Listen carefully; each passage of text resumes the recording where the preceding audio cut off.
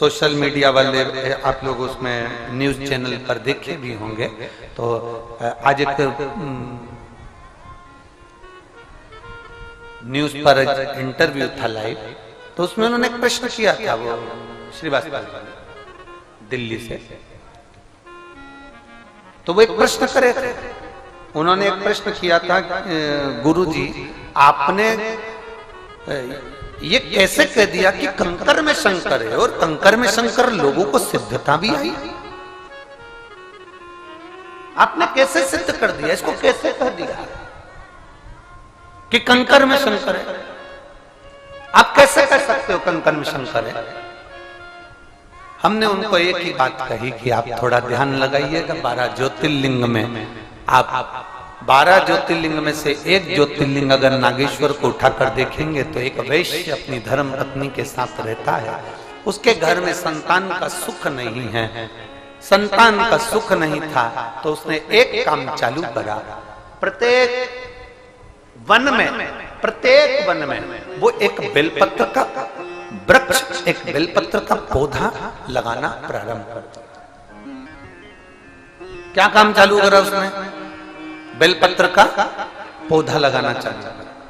अब दुनिया के लोग हमसे कहते हैं कि महाराज जी ने बताया तो हमारे यहाँ 10 साल बाद संतान हुई, कोई कहता है हमारे यहाँ 20 साल संतान हुई, कोई कहता है हमारे यहाँ 30 साल बाद संतान हुई, कोई कहता है महाराज जी ने बताया तो 15 साल बाद संतान हुई, कोई कहता है 8 साल बाद संतान हुई। इसमें सीहोर वाले महाराज ने कुछ नहीं करा, इसमें तुम्हारा जो विश्वास था, तुमने कथा सुनी, पीछे के जितने श्रावण के महीने आपको बोले जाते थे और आपसे हम वृक्ष लगाने को कहते थे, बोलो बोलो सही है कि गलत है, ईमानदारी से बोलो। हमने आपको वृक्ष लगाने के लिए कहा, हमने आपसे कहा कि 1 करोड़ बेलपत्री के वृक्ष लगाना है, और टीवी पर हमने कह दिया सबको लगाना है, और वृक्ष लगाने के फोटो हमको भेजना, हम टीवी पर उसको दिखाएंगे। बोलो बोलो किस किस ने सुनी थी वो कथा?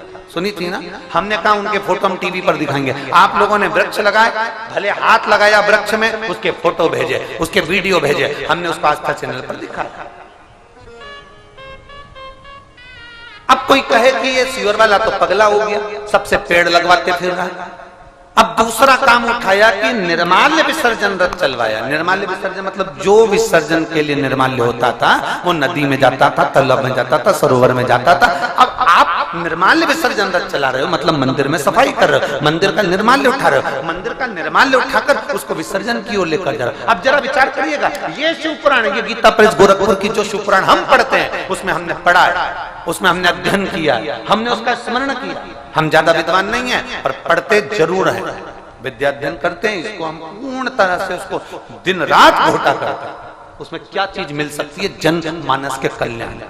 अब हमने उसमें पढ़ा कि बेलपत्री का वृक्ष, बेलपत्र का वृक्ष माता पार्वती जी के हृदय से, अश्रु से बेलपत्र का जो वृक्ष प्रकट हुआ है, मां पार्वती जी मां उमा से कहती हैं, जो पार्वती जी का एक स्वरूप था, जब वो पूछने के लिए उनसे कहती हैं, इस बेलपत्र के वृक्ष को जो रोपित करता है, और बेलपत्र का वृक्ष जैसे जैसे बढ़ता है, पार्वती जी कहती हैं वैसे ही उसके घर में वंश बढ़ता है। अब हम बहुत बड़ा शब्द तो पकड़े नहीं, हमने बस इतना पकड़ लिया कि पार्वती जी कह रही हैं कि बेलपत्र का वृक्ष लगाने पर वंश की वृद्धि होती है, तो हमने भी ये नियम लिया कि सबसे लगवा, और सबसे लगवाएंगे, जिसके घर में औलाद नहीं होगी वो 15 साल 20 साल 25 साल बाद भी होगी जरूर। और वो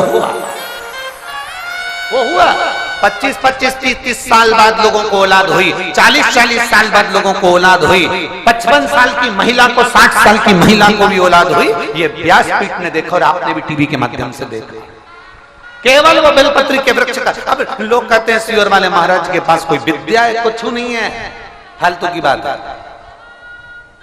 सीहोर वाले महाराज के पास कुछ नहीं है, फालतू की बात है। जैसे तुम हो वैसे हम हैं, माता के गर्भ से तुमने जन्म लिया, माता के गर्भ से हमने जन्म लिया, हमारे पास कुछ नहीं है, बस केवल एक ही चीज है, बोल बम का नारा है, बाबा